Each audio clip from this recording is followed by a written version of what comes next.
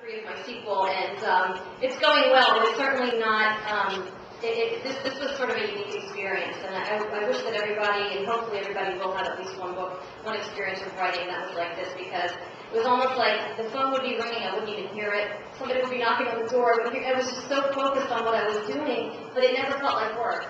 The only time I had a little bit of difficulty was when I was going through my journal, and I had decided I was going to include the panic and anxiety disorder, and that was one of the darkest period of my life. And when that was at its worst, it was awful. And I don't know if anyone in this room has ever experienced it or known anyone that has, but let me tell you something. You think it's the end of the world. You think you're the only one that has it. You're never going to get over it. I remember, I was never suicidal, but I remember thinking, God, please, this is going to be the rest of my life, and I hope I don't let me live that long because I can't stand it. Just didn't feel like myself. It was terrible. But I knew that to revisit that, even all these years later, it was going to be a little bit of a problem. But I knew that I wanted it in the book because I felt like, I just knew instinctively that there was an audience for this. So going back in those journals, though, and actually reading where I was at that time, back in like 95 and 96, was really eye-opening. And that was a little bit emotional. That was the only time I had a little bit of difficulty. It wasn't so much writing, but just sort of reading where I was and reliving that, and I kept having to remind myself, it's over now, you're over that. This was a long time ago. And so, and I am, and I got through that, but interestingly, what I ended up doing was I sort of wrote the happy ending first. And I know this is sort of probably an unorthodox way to write a book, but I skipped ahead from wherever I was at that point, and I knew I was going to write a happy ending for these characters. So I went ahead and did that, kind of psychologically to tell myself, okay, you're going to work your way back to the happy ending. So that was just a little trick that I had to play with myself, and I know it's different probably for every writer, but in my case it just worked out well. The only thing that was tricky was just from an editing standpoint, just trying to make sure I was consistent and working my way sort of back up to the ending, keeping all my characters straight, which again, most of whom are based on real people. Now, some of the I guess perils of writing a book that's based on real life is that there were some temptations to want to include every little thing that's happened over the course of 16 years. So I had to kind of be very disciplined and say, as Don was pointing out, like, is this going to be interesting to my reader? I mean, it's interesting to me because I lived through it, but does anybody really want to read about this? Or am I going to be going off on too many diversions if I include all of these things or all of these people?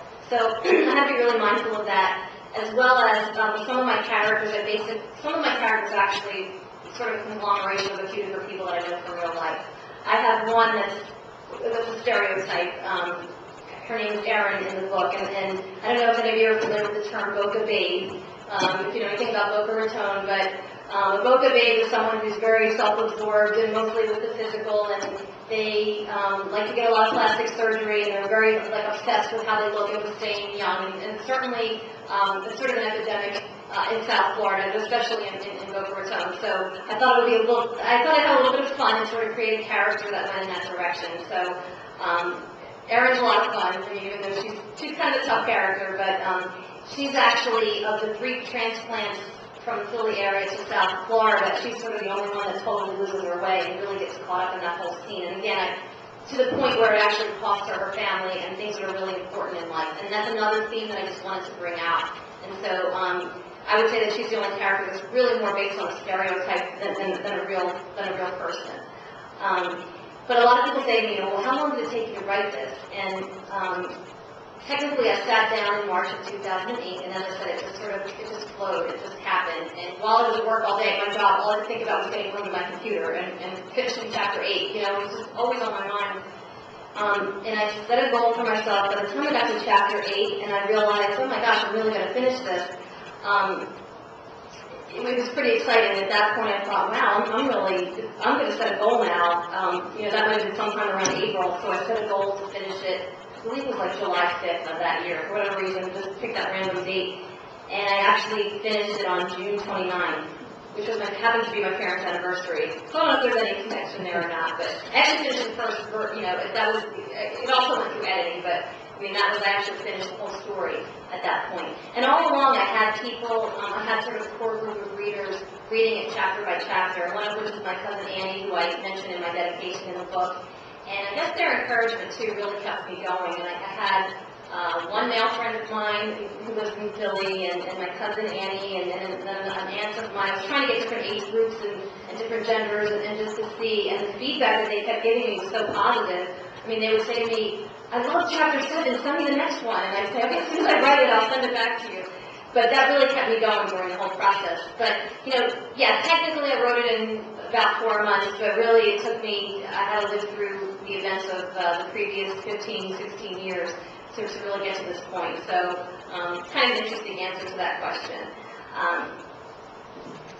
As far as just, I had a lot of fun with sort of capturing the culture of South Jersey and Philadelphia, and certainly South Florida in part 2. The book is divided into parts 1 and 2. My books are really about the journey. They're not so much about the ending. So when you open the book and you read the prologue, you actually know what happens in the end. I mean, we start off with a wedding, and so you realize, okay, Maddie and Ken are getting married. But my books are all about, okay, how did the characters get to this point? So it was a lot of fun doing that. And again, like the first love and second chances theme was a lot of fun to play. But I thought, well, how can I make this interesting? I know what I'm going to, you know, my reader knows off the bat now, reading the prologue, what's going to happen, how this is going to all end up. And how can I really add some things to sort of, one, in a 16-year time frame, to sort of keep the reader on track so they know where we are, at what point of the story we're in, and also just keep it interesting so that they want to keep reading. And so, as far as the culture, and I'm in Giants territory, I know, so I really should be careful how I say this, but I have been a lifelong Philadelphia Eagles fan. My family had season tickets, and we went to the games. It was something that I did with this particular gentleman as well, who loved football. And so I sort of incorporated real-life events as far as Eagles games that I've been to, like the 1981 NFC Championship game where they defeated the Cowboys. I mean, that's sort of like the point of conversation between characters in one scene.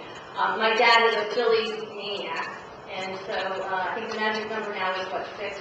So 6 more games, and hopefully they'll clinch their division this year again. But, you know, I incorporated that. I also incorporated food. For example, we have tomato pie here this evening, and Italian wedding cookies, which are my favorite. And in one scene in the book, my 2 characters go on a beach picnic, and that's where they're eating provolone cheese from South Philly, because you go to South Philly to get the good cheese. And, you know, for people who aren't from that area, I really wanted to sort of capture sort of the flavor. So that was another way to do it. And that's why I actually made the cookies tonight and brought them up here. So hopefully you'll all enjoy them. And kind of a funny little side note as well. I had no idea. I knew tomato pie was sort of a Philly thing. And South Jersey thing, but I sort of figured it had made its way to North Jersey by now. And I said to Don, you know what, I'm just going to call around, I'm going to look up some bakeries near you, and I'll pick it up, you know, when I get there. And we called these different places, and nobody even knew what it was. I'm like, tomato pie. This is funny. So, anyway, again, this is an example of sort of really locating the story.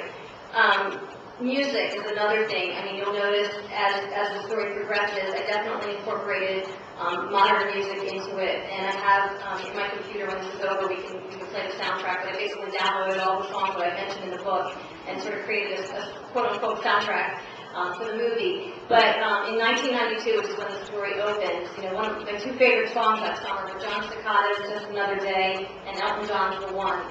And so that kind of helps set the story, and then as the story progresses, certain songs I chose for different reasons. Some of them were chosen because maybe they matched Maddie's mood at that point in the story.